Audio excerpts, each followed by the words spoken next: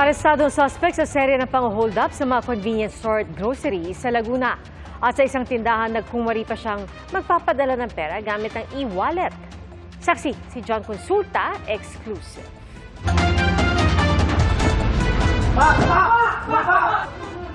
Sa hotel na atunto ng mga pulis ang lalaking ito na suspect sa mga insidente ng pang-hold up sa Laguna.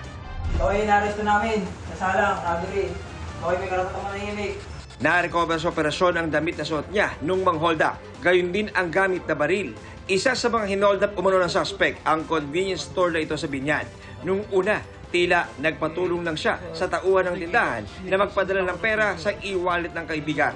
Pero nang magbabayad na, imbis na pera, baril ang inilabas ng suspect. Nilimas ang laman ng cash register at pinatuloy pa ang pagpapadala ng pera sa e-wallet. Nagkaroon ng series ng pag-hold up dito sa mga convenience store natin. Simula rito sa Santa Rosa, sa Biñan, hanggang umabot dito sa San Pedro. Ayon sa Biñan Police, nakatulong ang mabilis at high-tech na pag-report para maaresto ang suspect. Dito po sa City na Biñan po, sir, ay meron po tayong LGU-initiated na emergency app.